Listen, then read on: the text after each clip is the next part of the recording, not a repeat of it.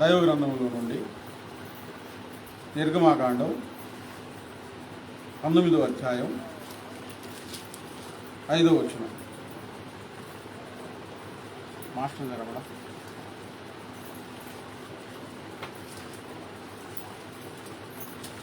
నిర్గమాకాండం 19వ అధ్యాయం 5వ వచనం. బైబిల్లో మొదటి నుండి 60వ పేజీ. 60వ పేజీ. కాగా మీరు నా మాట శ్రద్ధగా విని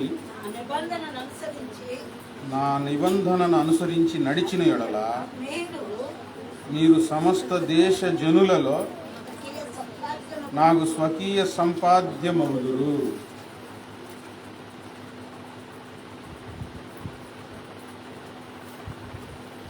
దేవుడు, స్వయాన దేవుడు చెప్పిన మాటలు. దేవుడే మనుషులతో మాట్లాడిన మాటలు. ఇప్పుడు ప్రవక్తల ద్వారా, దైవజనుల ద్వారా మాట్లాడిన దేవుడు స్వయంగా ఆయనే మాట్లాడిన మాటలు ఉన్నాయి. అవేంటి? అందులో మీరు నా మాట శ్రద్ధగా విని, ప్రభువారు చెప్పారు, నా మాట వినండి, శ్రద్ధగా వినండి. ఎలా వినాలి? శ్రద్ధగా వినండి. శ్రద్ధగా విని నా నిబంధనను అనుసరించి నడిచిన యెడల, వాక్యాలు, దేవుని మాటలు, దేవుని సందేశాలు శ్రద్ధగా వినకపోతే ఆ మాటలను అనుసరించలేము.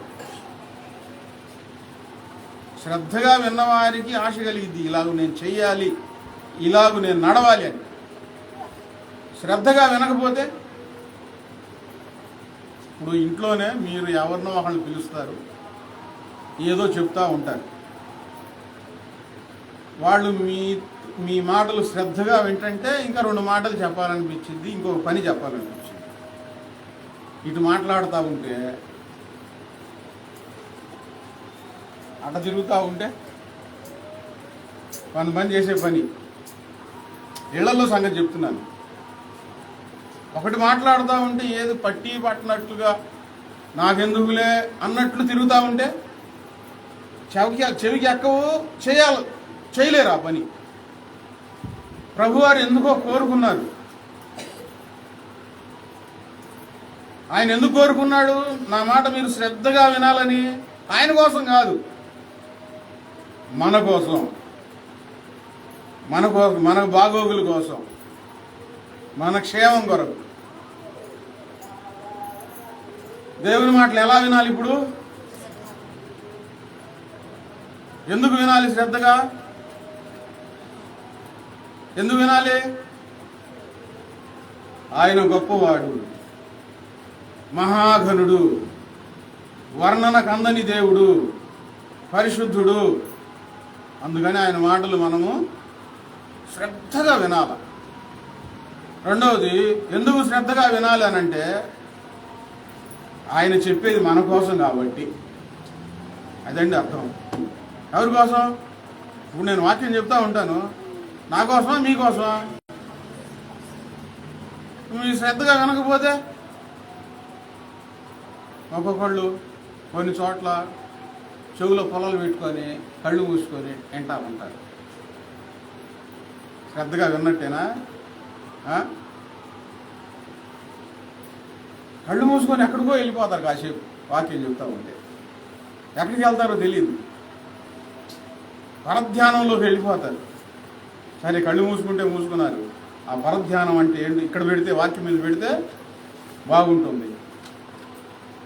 అంటే ఏదో వచ్చాను, కూర్చున్నాను, వెళ్తున్నాను, ఇలా ఆదివారం కనుక రావాలి, ఆయన ఏందో చెప్తా ఉంటాడులే అన్నట్లుగా ఉంటే శ్రద్ధగా విన్నట్టేనా? ఆయన మాట్లాడే ప్రతి మాట, దేవుడు మాట్లాడే ప్రతి మాట మన దారి కోసం, మన జీవనం కోసం, మన క్షేమం కోసం, మన సంతోషం కోసం దేవుడు మాట్లాడేది. అందుకని మనము శ్రద్ధగా వినాల, చాలా శ్రద్ధగా వినాలి. శ్రద్ధగా వింటే వాటిని అనుసరించడానికి మనసు వస్తుంది, అర్థమవుతుంది. శ్రద్ధగా వినని వారు అనుసరించలేరు. ఎక్కడో మనసు ఎక్కడో ఉన్నవారు దేవుని మాటలు వినలేరు. ఆదివారం వాక్యమైనా, శనివారం వాక్యమైనా, ఎప్పుడు ఎక్కడ చెప్పిన వాక్యాలైనా దేవుని మాటలు మనం ఎలా వినాలి చెప్పండి? ఎలా వినాలి? శ్రద్ధగా వినాలండి. నిర్లక్ష్యంగా వినటం కాదు. ఎప్పుడూ చూడని సంఘటన నేను చూశాను ఇక్కడ మొత్తం హైదరాబాద్. ఎప్పుడూ చూడలేదండి, ఎక్కడా చూడలా. మన మనిషే 2 లీటర్లు పిచ్చి తెచ్చుకొని నేను పని చేయలేను. వాక్యం చెప్తుంటే కడవ కొంచెం తాగుతాను.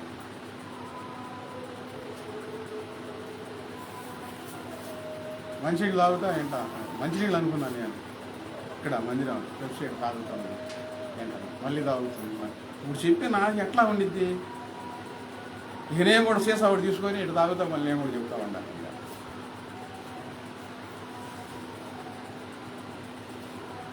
ఆయన గొప్పవాడు, మహాశక్తివంతుడు, బలవంతుడు గనక ఆ మాటలు మనం శ్రద్ధగా వినాలి. ఆయన చెప్పేది మన కోసం గనక మనం చాలా శ్రద్ధగా ఆ మాటలు వినాలి. ఏ వాక్యం ద్వారా దేవుడు నాతో మాట్లాడతాడో, ఏ వాక్యం నాకు అవసరమో, ఏ వాక్యం ద్వారా నేను సరి చేసుకోవాలో శ్రద్ధగా వింటే ఇంటికి వెళ్ళిన తర్వాత నడవడానికి ఒక దారి కనబడుతుంది. శ్రద్ధగా వినని వారికి దారి కనబడదు. ఆ మాటలు శ్రద్ధగా విని వాటిని అనుసరించి నడిచిన ఎడల మీరు సమస్త దేశము జనులలో నాకు స్వకీయ సంపాద్యమవుతూ. దేవుని మాటలు శ్రద్ధగా వింటే దేవుని సంపద అయిపోతాం మనం. స్వకీయ సంపాద్యం అంటే సొంత వారు, స్నేహితులుగా, సొంత జనంగా మారిపోతారు. అలా ఉంటారు. శ్రద్ధగా వినని వారు దేవుని సొత్తుగా మారలేరు, దేవుని సాంపద్యంగా మారలేరు. ఏదో ఉన్నామంటే ఉన్నాము, బ్రతుకుతున్నామంటే బ్రతుకుతున్నాం అన్నట్లుగా ఉంటారన్నమాట. అంతే. ఇప్పుడు దేవుని దగ్గరికి వచ్చిన మనం ఆయనకు నానాటికి దగ్గర అవ్వాలండి. గుండెలను హత్తుకోవాలి. దేవుడు గుండెలను హత్తుకోవాలి. దావీదు గురించి ఆ మాట చదివినప్పుడల్లా నాకు ఎంత సంతోషం వేసిందంటే, అట్లా దేవుడు మనకు కూడా ఉండాలనిపించింది. ఆ మాట ఎవరైనా ఏం కోరుకుంటారంటే, దేవుడు నాకు ఎప్పుడూ తోడుగా ఉండాలి, నేను ఎక్కడికి వెళ్తే అక్కడ దేవుడు నాకు తోడుగా ఉండాలని అనిపించేది. దావీదు గురించి రాయబడిన మాట, దావీదు పోయిన చోట నెల్లను దేవుడైన యెహోవా అతనితో కూడా వెళ్ళి అతనిని కాపాడుచుండెను. ఎందుకు? ఇప్పుడు దావీదు దేవునికి చాలా దగ్గర అయిపోయాడు. దావీదు ఎక్కడికి వెళ్తుంటే దేవుడు అక్కడికి వెళ్తున్నాడు. మొన్న ఒకళ్ళు వచ్చి ఆటో ఎక్కుతుంటే ఆ పక్కన సెక్యూరిటీ అని అంటున్నాడు, ఎప్పుడు వెనకాల ఉండాల్సిందేనా ఏంది అని అన్నాడు. ఏమంటుంది? ఏందంట ఆయన అంటుంది అని అన్నాడు. ఏముంది, ఎప్పుడు వెనకాల ఉండాల్సిందేనా అంటున్నాడు రా అని అన్నాడు. ఆమె ఎక్కడికి వెళ్ళినా ఈయన ఉండాల్సింది, ఈయన ఎక్కడికి వెళ్ళినా ఆమె ఉండాల్సింది. వాళ్ళిద్దరు బంధం అట్లాంటిది, అట్లా అయిపోయింది. ఆయన నవ్వుకుంటున్నాడు సెక్యూరిటీ. ఒక క్షణం కూడా వదిలిపెట్టరు, ఆడికి పోయిన ఇద్దరు పోతారు. అంత దగ్గర అయిపోయారన్నమాట. ఇళ్లలో ఏం జరుగుతుందంటే, ఆయన దారి ఆయనదే, ఈమె దారి ఈమెదే. పెళ్ళయింది, ఎవరి దారి వాళ్ళదే. ఎందుకు? స్వకీయ సాంపర్యంగా మారలా, నా మనిషి అన్నట్లుగా మారలేదు. ఈ మధ్యలో ఈ 3 ముళ్ళు బంధం అట్లా ఏలాడి చేస్తా ఉందన్నమాట. అంతే. అలా ఉండకూడదు దేవుని సన్నిధానంలో. ఎలా మారాలి? మనం ఎక్కడికి వెళితే దేవుడు అక్కడికి వచ్చేటట్లుగా మారాలండి. ఎప్పుడు జరుగుతుందంటే, దేవుని మాటలు శ్రద్ధగా విని వాటిని అనుసరించి నడుచుకున్నప్పుడు. నిర్గమాకాండం 15వ అధ్యాయం 26వ వచనం.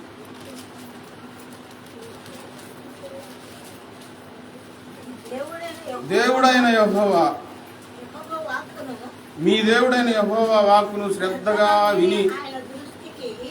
ఇక్కడ కూడా చూడండి, ఇక్కడ కూడా ఆయన ఏం కోరుకుంటున్నాడంటే మీ దేవుడైన యెహోవా వాక్కు శ్రద్ధగా విని. ఇక్కడ కూడా ఒక్కసారి కాదు, మరోసారి చెప్తా ఉన్నారు ఇక్కడ. శ్రద్ధగా విని ఆయన దృష్టికి న్యాయమైనది చేసి. ఇక్కడ ఇంకొక వాక్యం కలిపారు. దేవుని మాటలు శ్రద్ధగా విని ఆయన కట్టలను అనుసరించి నడిచిన ఎడలని అక్కడ ముందు చదువుకున్నాం. ఇక్కడికి వచ్చేసరికి మీ దేవుడైన యెహోవా వాక్కు శ్రద్ధగా విని ఆయన దృష్టికి న్యాయమైనది చేసి. శ్రద్ధగా వినాలి, ఆయన దృష్టికి న్యాయమైనది చేసి. మన ఇష్టం వచ్చింది కాదు, మనం అనుకున్నది కాదు. దేవుని దృష్టికి న్యాయమైనది చేయాలి.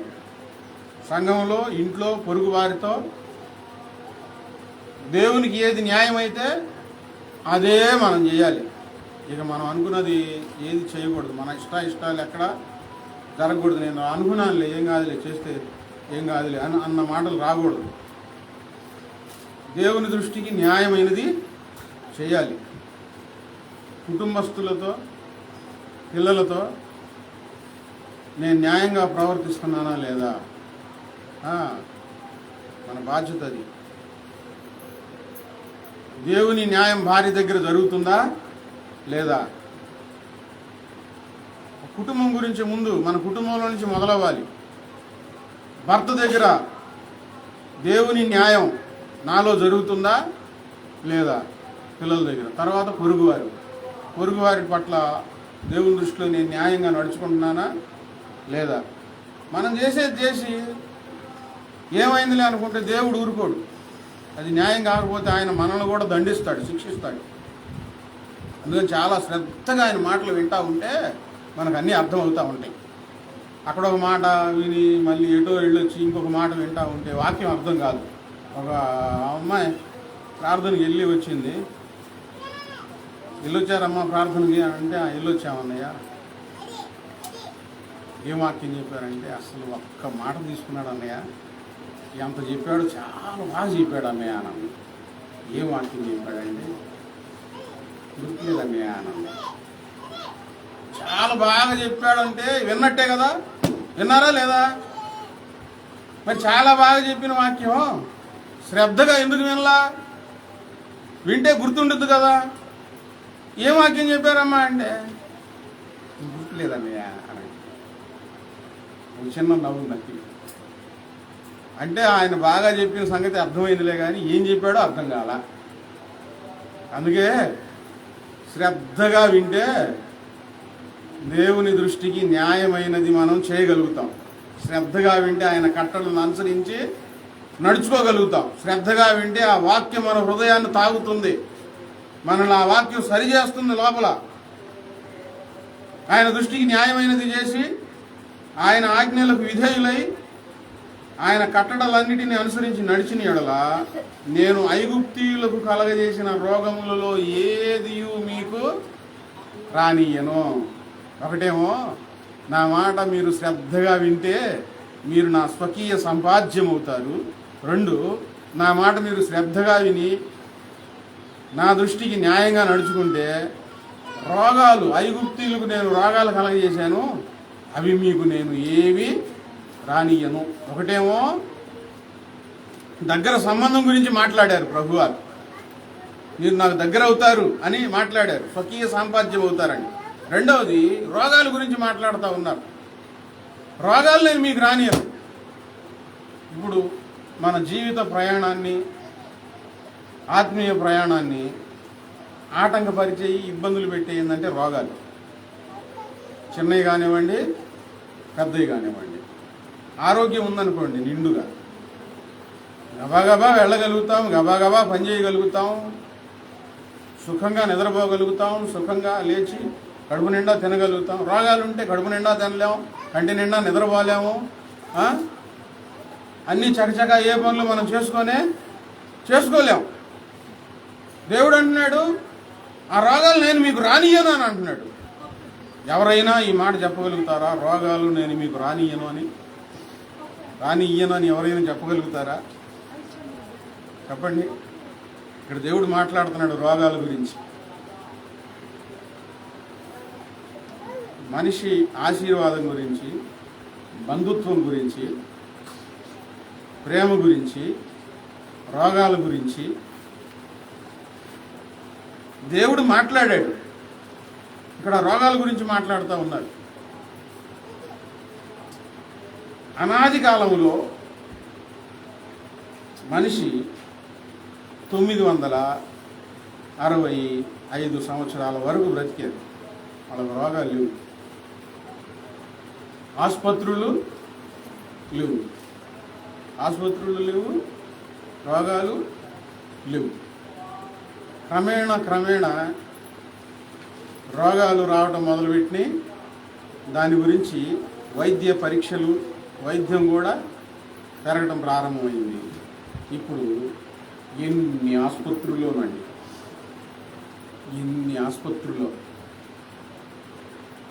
ఎంతమంది డాక్టర్లు, ఎన్ని రకాల డాక్టర్లు. ఒకే డాక్టర్ దగ్గరికి వెళ్తే అన్నిటికీ వైద్యము చెయ్యడు. ఎంతమంది డాక్టర్లు, బాగా చదువుకున్న డాక్టరు, నీకు బాగా పరిచయం అయ్యుండి నా మాటిను నీకు రోగం ఏది రానియని చెప్పి చెప్పగలిగే వాళ్ళు ఎవరైనా ఉన్నారండి ప్రపంచంలో? ఉన్నారా? మనం ఎంత జాగ్రత్తగా ఉన్నా ఆహార నియమాలలో, ఆహార విషయాలలో ఎంత జాగ్రత్తగా ఉన్నా, ఎంత సౌలభ్యమైన ఆహారం తీసుకున్నా, ఎంత ఆరోగ్యకరమైన ఆహారం తీసుకున్నా,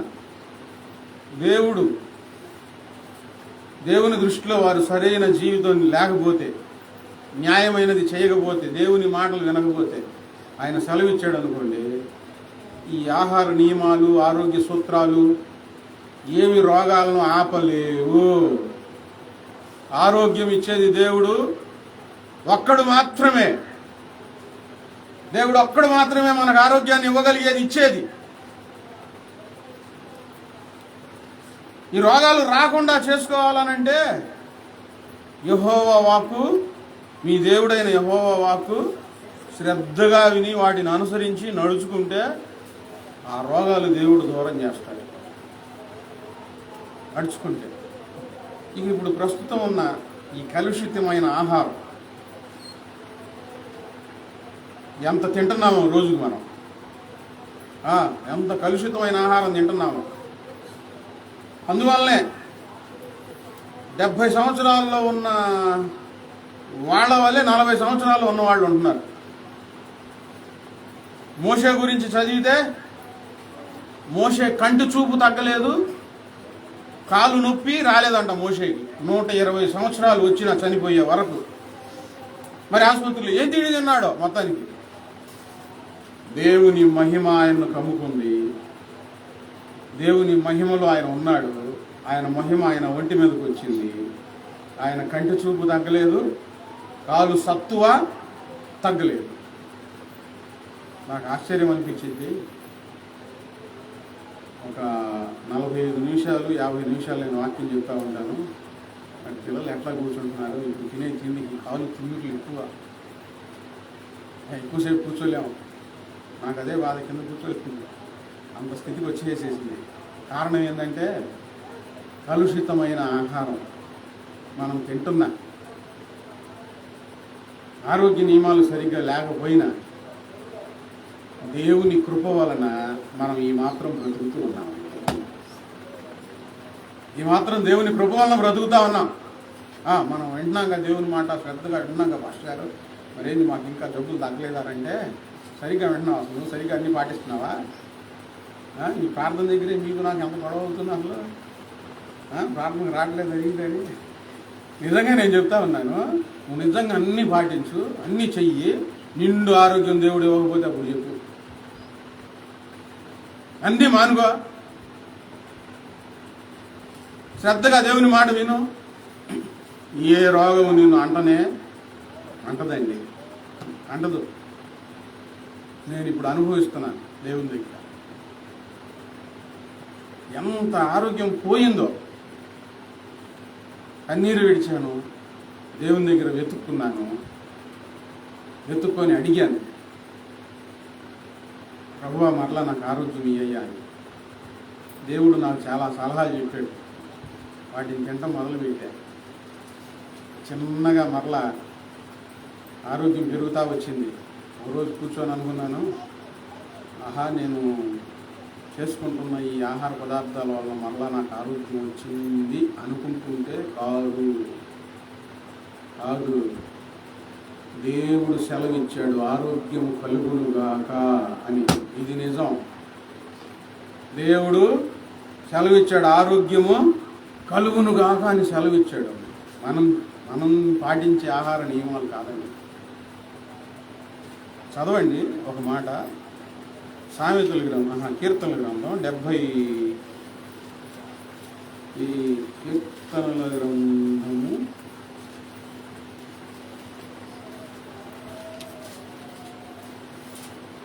77వ అధ్యాయం 6వ వచనం చదవండి. నేను పాడిన పాట రాత్రి ఎందా, రాత్రి జాముల ఎందా, రాత్రి ఎందు జ్ఞాపకం చేసుకుందును.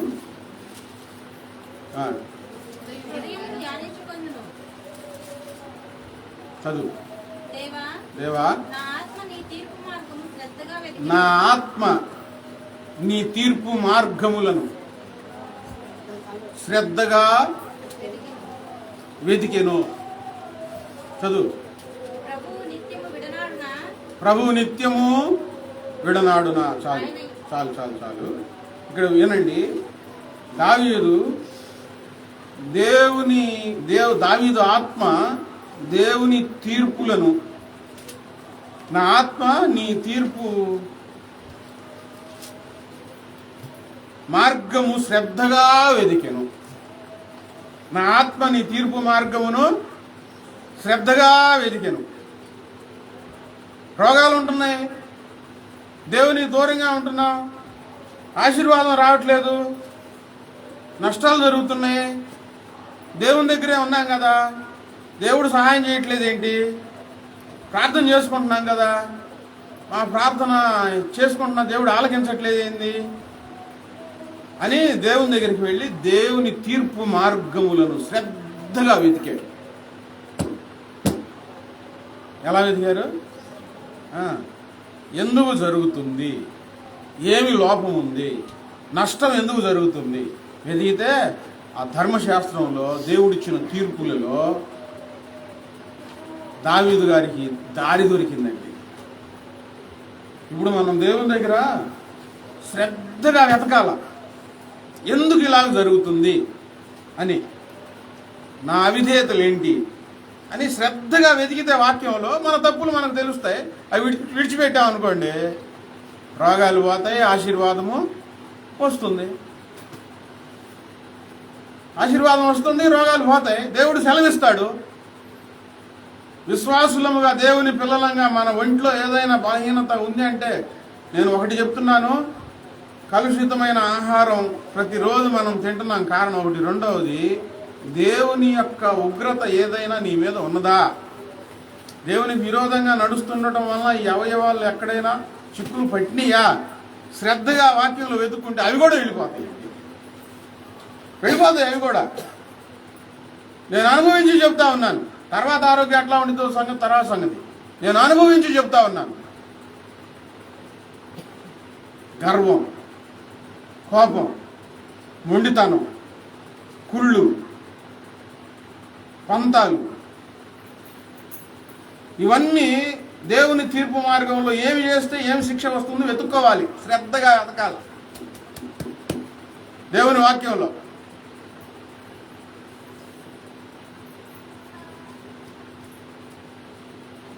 ద్వితీయోపదేశకాండం 28వ అధ్యాయం 1వ వచనం. ద్వితీయోపదేశకాండం 28వ అధ్యాయం 1వ వచనం. అందరూ బైబిల్ గ్రంథం.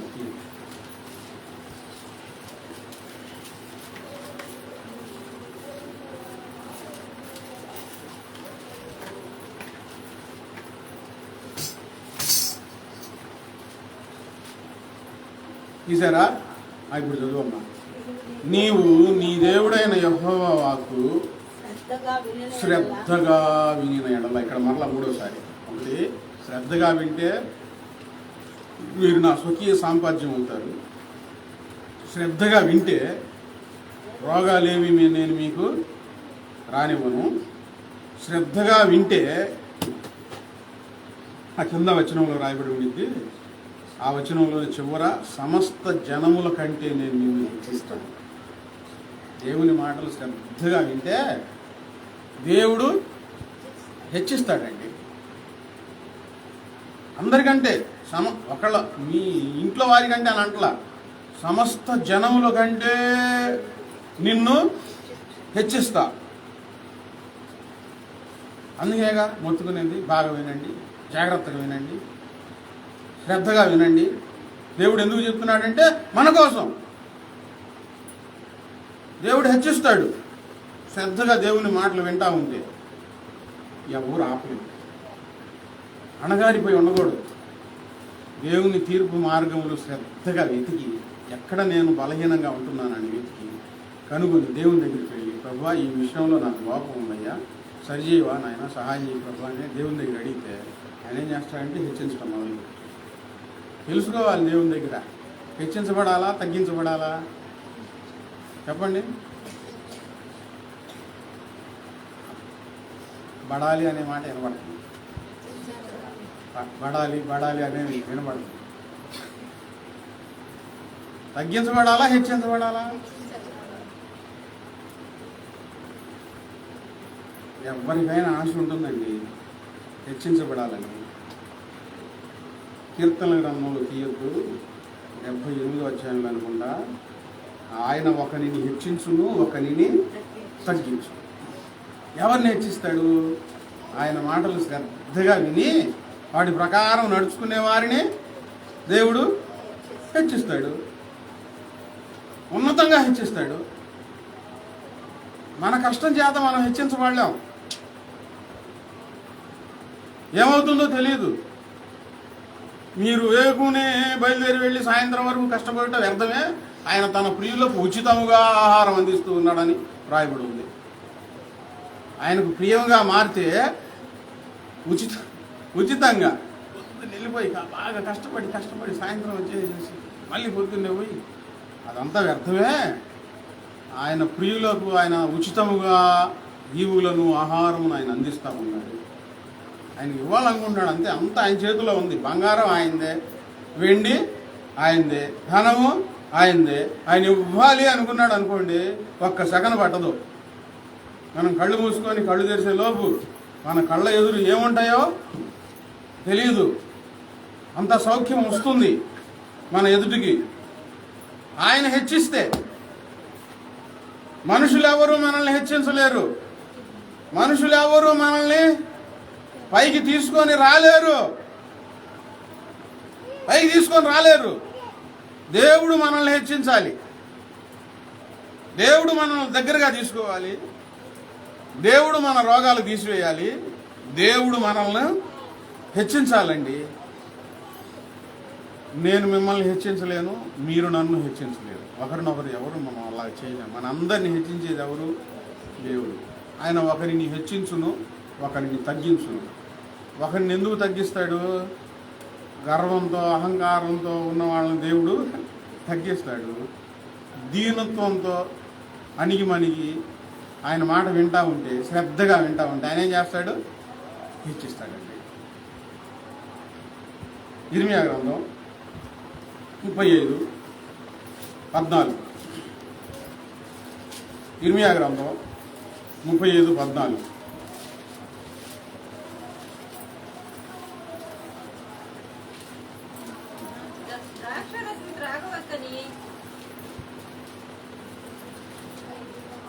అదేనా? ఇర్మియా గ్రంథం 35:14. అయితే నేను పెందల కాడ లేచి అక్కడి నుంచి చదువుతాను. అదే వచనంలో ఉంది. అయితే నేను పెందల కడనే లేచి మీతో బహు శ్రద్ధగా మాట్లాడి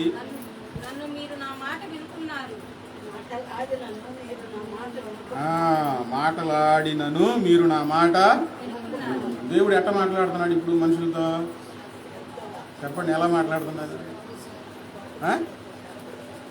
ఏది చెప్పినట్టు మాట్లాడినట్టు మాట్లాడుతున్నాడా ఆయన?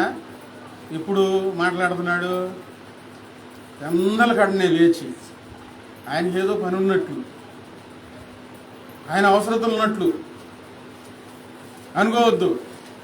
మన కోసం ఇశ్రాయేలు ప్రజల గురించి చాలా వేదన పడుతూ రాసిన మాటలు అవి. నేను పెందల కడని లేచి మీతో శ్రద్ధగా మాట్లాడినాను, మీరు నా మాట వినుకున్నారు. దేవుడు ఇప్పుడు ఎట్లా మాట్లాడుతున్నాడు అండి మనతో? ఎలా మాట్లాడుతున్నాడు? శ్రద్ధగా. గబగబా మాట్లాడేది వేరు, శ్రద్ధగా మాట్లాడేది వేరు. ఏంది బాగున్నావా?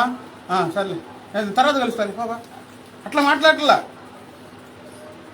శ్రద్ధగా కుర్చీ వేసి కూర్చోండి, ఎదురు కుర్చీ వేసి కూర్చో, ఇక్కడ కూర్చో. ఏంటి నీ బాధ చెప్పు. కొంతమంది డాక్టర్ల దగ్గరికి వెళ్తే డాక్టర్లు సౌమ్యం అనేది నేర్చుకోవాలి వాళ్ళు అంతే. రోగులు వైద్యం చేయాలంటే హడావుడిగా డాక్టర్లు మాట్లాడితే, గవర్నమెంట్ డాక్టర్లు మాట్లాడినట్టు మాట్లాడితే, గవర్నమెంట్ డాక్టర్ల మాటలు వేరు, ప్రైవేట్ డాక్టర్ల మాటలు వేరు. గవర్నమెంట్ డాక్టర్లు ఎట్లా మాట్లాడతారు? ఏంది ఎక్కడా కూర్చో, అబ్బో అయిపోయింది, చీటి రాస్తారు, పంపించేస్తారు, అయిపోయింది. ప్రైవేట్ డాక్టర్లు రమ్మా, స్టూల్ మీద కూర్చో, ఏమైంది,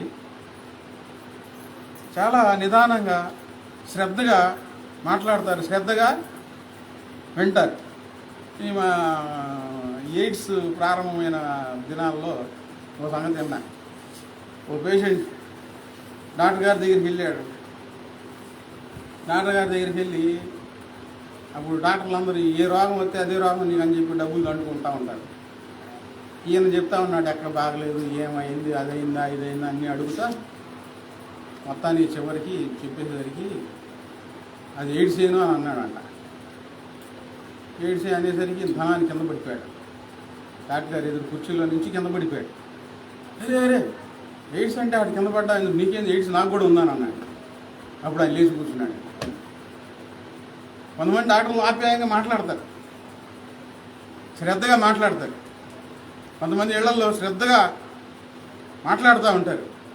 శ్రద్ధగా మాట్లాడితే వికారంగా వింటే, శ్రద్ధగా మాట్లాడేటప్పుడు శ్రద్ధగా వినాలి కదండి. ఆయన అంటున్నాడు, నేను పెందలకడనే లేచి నేను మీతో శ్రద్ధగా మాట్లాడినను మీరు నా మాట వినుకున్నా అన్నారు. హడావిడిగా మాట్లాడలేదు, నేను గబగబా నేనేం మాట్లాడలా. నా కోసం కాదు, మీకోసం నేను శ్రద్ధగా మాట్లాడుతూ ఉంటే మీరు వినకపోతే మీరు నా మాట వినుకున్నారు. బాధపడుతున్నాడండి దేవుడు పెందలకడనే లేచి. మన జీవితంలో పొరపాట్లు జరుగుతూ ఉన్నప్పుడు ఆయన ముందుగా తొందరపడి చేయి శిక్ష విధించడంటే కోపగించుకోడు. ఆయన పెందలకడే మన దగ్గరకు వచ్చి, అంటే ఇప్పుడు పెందలకడ అంటే చెప్పండి, ఇప్పుడు ఏం జావున తట్టి లేపుతూ ఉంటాడు. ప్రార్థన చేసుకో, ప్రార్థన చేసుకుంటే నీ బలహీనతలు జయించగలుగుతావు, ప్రార్థన చేయకుండా ఉండబాక. ఇప్పుడు తప్పు జరుగుతుంటే ఏం చేయాలండి? ఇలా ఆగిపెట్టి అక్కడ కొట్టి ఏంది మా మాట వినవు పొద్దాకలా అనాలి కదా. పెందలకడే ఆయన మన దగ్గరకు వచ్చి, మన పడక దగ్గరకు వచ్చి తట్టి, లేండి అందరు కలిసి ప్రార్థన చేసుకోండి, ప్రార్థన చేసుకో, సైతాన్ మీద జయం వచ్చింది నీకు అంటే వీళ్ళు మాత్రం అటక మీద తలుపు తిరుగు రీతిగా సోమరి తన పడక మీద తిరుగులాడును. తలుపు ఇటు తిరుగుతూ ఉండిద్ది కదా, ఇటు కదిలిద్ది, ఇటు తిరిగిద్ది, ఇటు కదిలిద్ది ఈ పడక మీద. నిద్ర పట్టదు, దేవుడు లేపుతుంటే నిద్ర ఎందుకు పట్టిద్ది నీకు? ప్రార్థన చేసుకోమని ఆయన లేపుతా ఉంటే వీళ్ళేమో అటు ఇటు తిరుగుతూ ఉంటారు. దేవుడు లేపుతున్నాడు, దొంగను పంపిస్తాడు, వాడిని గుట్టు లేపు అప్పుడప్పుడు లేపుతాడు. ఫుల్గా పాస్ వచ్చేస్తాయి. ఇప్పుడన్నా లేపుతారేమోనండి, అప్పుడు కూడా లేవరు, పక్కలు తడిపేసేసి చేస్తారు లేవకుండా.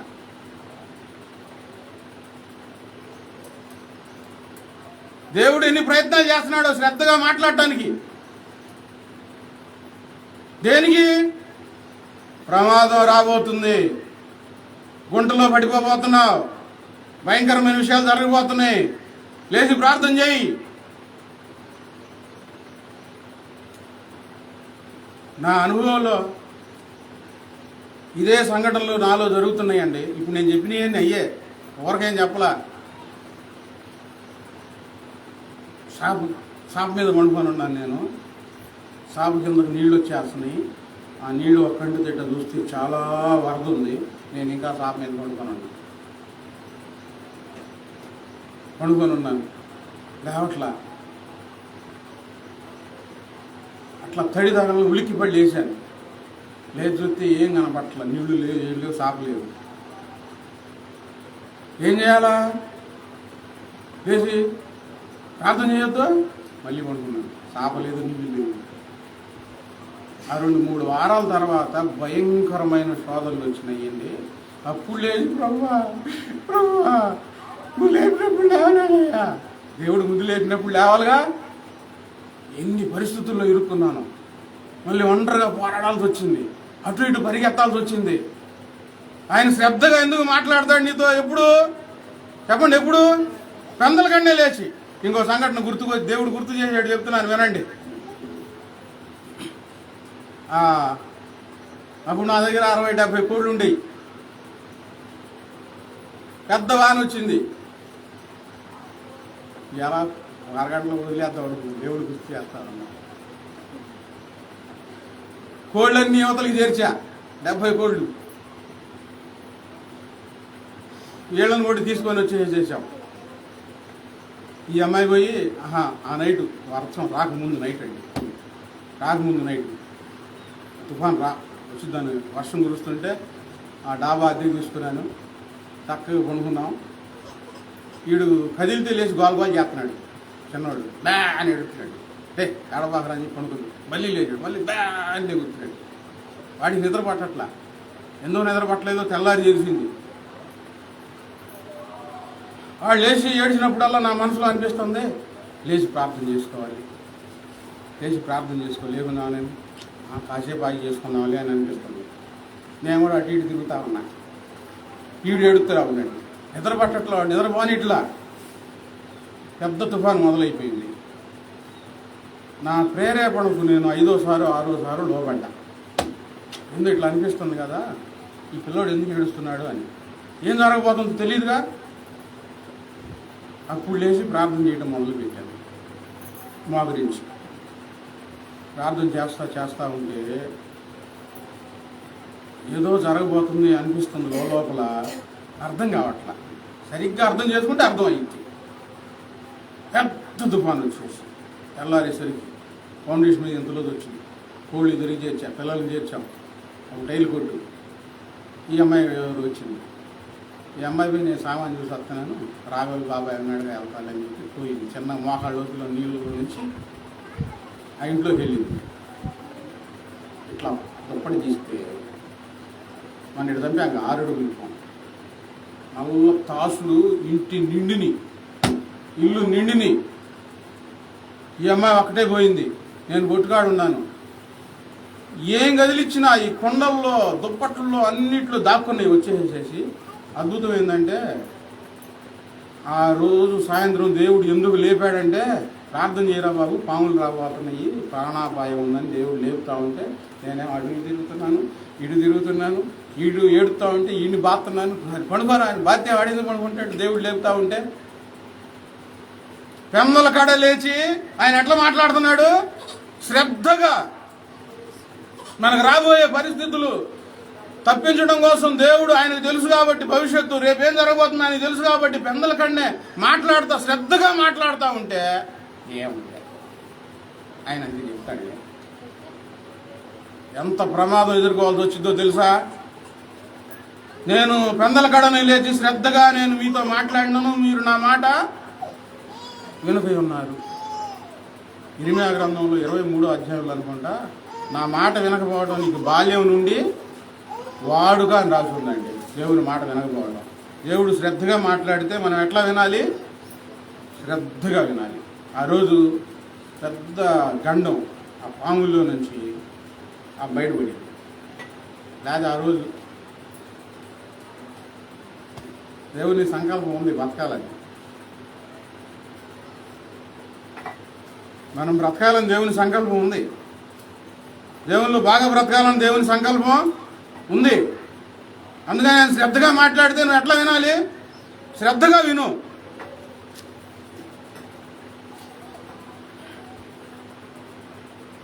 సామెతల గ్రంథం 1వ అధ్యాయం 28వ వచనం.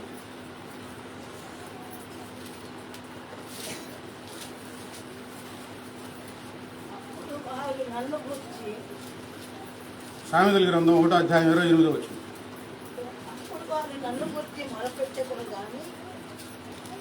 తీశారు అందరూ? 531వ పేజీ.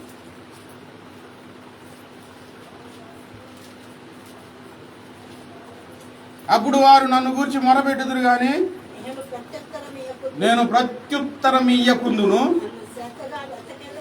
నన్ను శ్రద్ధగా వెతికిదరు గాని వారికి నేను కనబడకుందును. ఎప్పుడు ఆ పై మాటల్లో చదివితే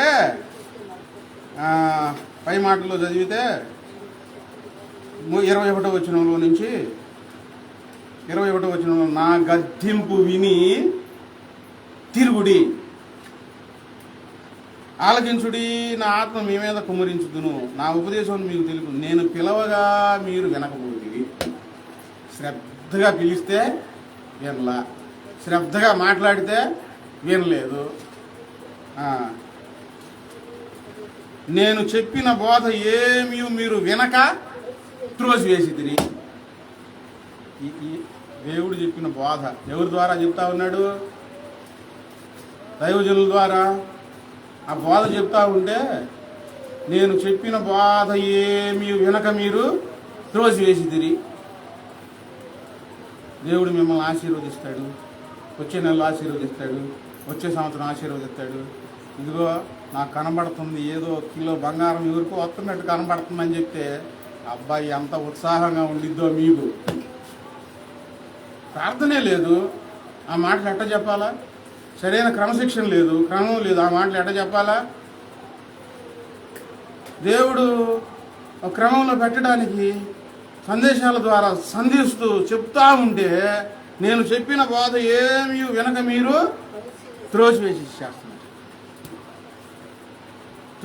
తిరిగి నేను గద్దింపగా లోపడకపోతిరి. కాబట్టి మీకు అపాయం కలిగినప్పుడు నేను నవ్వెదను, మీకు భయం వేసినప్పుడు నేను అపహాస్యము చేసేదను. భయం మీ మీదకు తుఫాను వలె వచ్చినప్పుడు, సుడిగాలి వచ్చినట్లు మీకు అపాయం కలుగునప్పుడు, మీ కష్టము దుఃఖము ప్రార్థించినప్పుడు నేను అపహాస్యం చేసేదను. అప్పుడు వారు నన్ను గురించి మొరపెట్టుదురు, శ్రద్ధగా వెతుకుతారు. ఎప్పుడు వెతుకుతారంట? దేవుడు వెళ్ళిపోయిన తర్వాత. దేవుడు పిలిచినప్పుడు మాట్లాడిన, దేవుడు ఎన్నిసార్లు గద్దించినా లోబడక, తుఫాను వలె భయం వచ్చినప్పుడు, కష్టము దుఃఖం ప్రాప్తించినప్పుడు ఎట్లా వెతుకుతారంట దేవుణ్ణి? ఆ శ్రద్ధేదో ఇప్పుడు పెడితే, దేవుడు శ్రద్ధగా మాట్లాడుతున్నప్పుడు మీరు శ్రద్ధ పెడితే, ఆ వాక్యాలు నెరవేర్చడానికి ఇష్టపడితే ఆ కష్టం దుఃఖం అక్కడ దాకా వచ్చి వెనకెళ్ళిపోతాయి, మీ దాకా రావు. కష్టం వచ్చినప్పుడు కాడు శ్రద్ధగా వెతికేది దేవుణ్ణి. దేవుడు శ్రద్ధగా మాట్లాడేటప్పుడు అపాయం రాకముందు, తుఫాను వలె భయం రాకముందు, మహా కష్టం మీ మీదకి రాకముందు శ్రద్ధగా మాట్లాడుతున్నప్పుడు ఎలా వినాలి? శ్రద్ధగా దేవుని మాటలు వింటే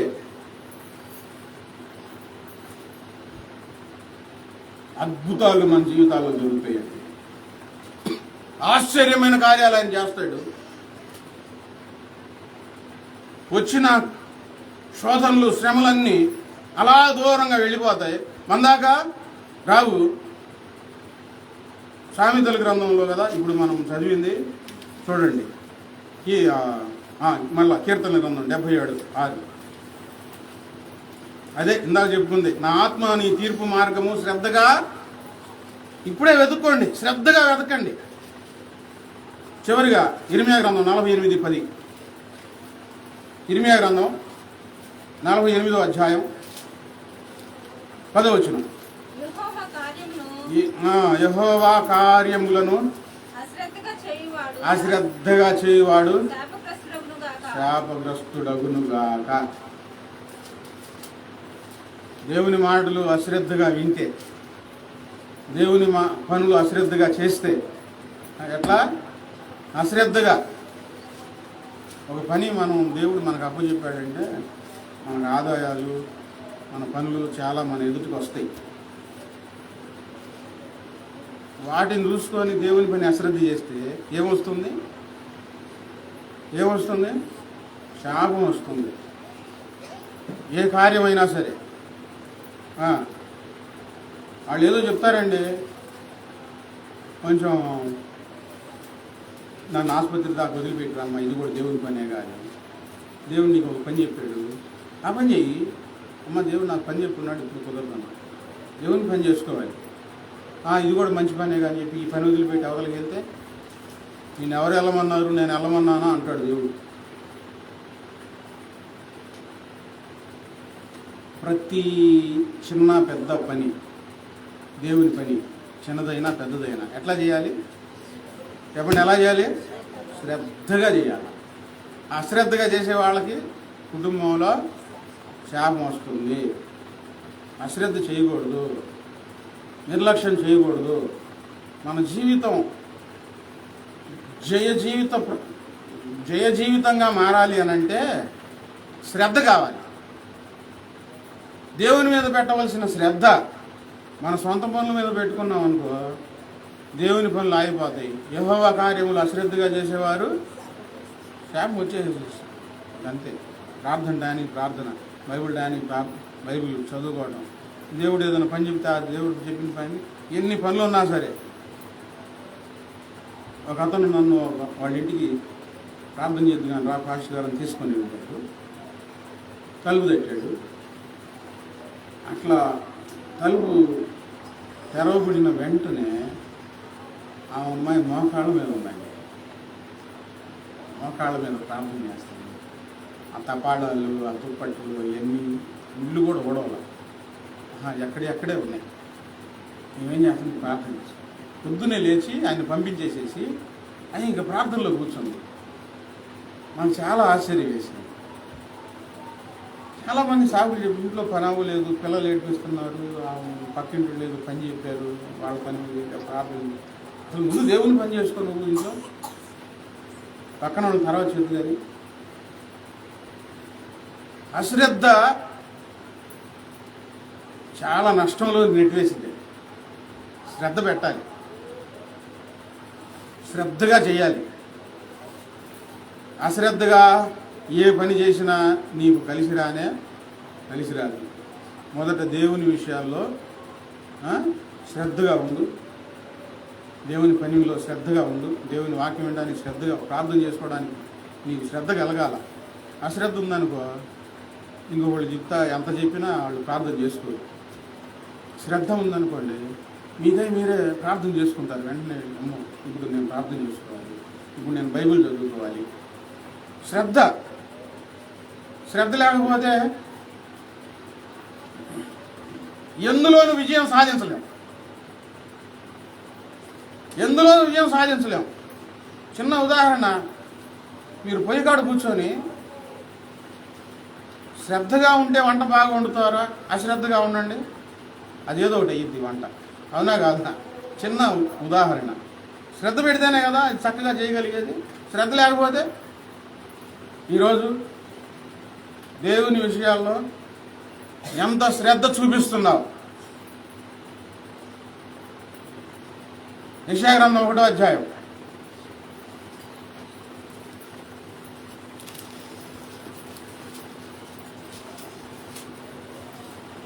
2వ వచనం, యెహోవా మాట్లాడుతున్నాడు, ఆకాశమా ఆలకించు, భూమి చెవియకు, నేను పిల్లలను పెంచి గొప్పవారినిగా చేసి తిని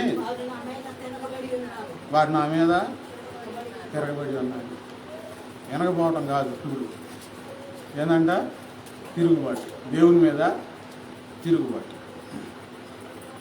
ఈ తిరుగుబాటు మాని ప్రభు పాదాల సన్నిధిలో దేవుడు మన కోసం అంత శ్రద్ధ తీసుకుంటుంటే నీవు దేవుని విషయాల్లో ఎంత శ్రద్ధ తీసుకుంటున్నావు, ఎంత శ్రద్ధ కలిగి ఉన్నావు. చేసే పనుల్లో అర్థమైపోయిద్ది ఎంత శ్రద్ధ ఉందో. అశ్రద్ధగా ఉంటున్నావో శ్రద్ధగా ఉంటున్నావో నువ్వు చేసే పనుల్లోనే అర్థమైపోయిద్ది. మీరింటికి వెళ్ళిన తర్వాత ఇందాక ఇర్మీయా గ్రంథంలో చెప్పాను కదా, ఏంటి 35:14 నేను పెందల కడనే లేచి ప్రవక్తల ద్వారా ప్రవక్తలను పంపుతూ వచ్చాను, నేను పెందల కడనే మీతో శ్రద్ధగా మాట్లాడుతూ వచ్చాను. ఇప్పుడు సందేశాల్లో ఇంత గుండెలు బాదుకోవడానికి కారణం మీరు సరి చేయబడాలి, మీరు దేవునికి ఇష్టలుగా మారాలి.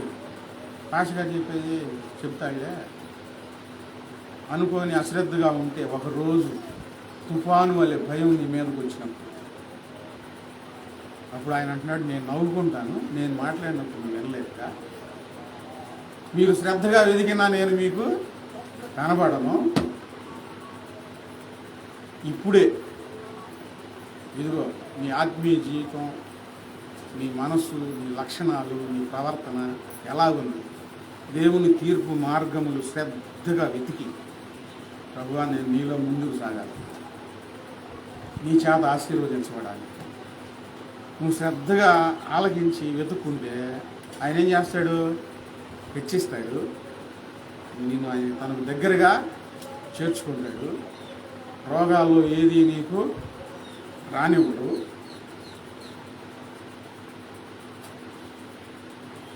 ఇంకా ఏంటి,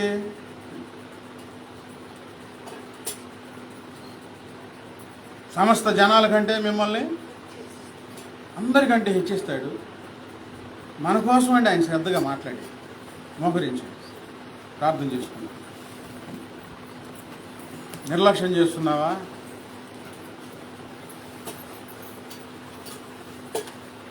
ఎంత శ్రద్ధ చూపిస్తున్నావు దేవుని పనుల పట్ల, నీ పనుల పట్ల ఎంత శ్రద్ధ ఉంచుకుంటున్నావు, దేవుని పనుల పట్ల ఎంత శ్రద్ధ చూపిస్తున్నావు?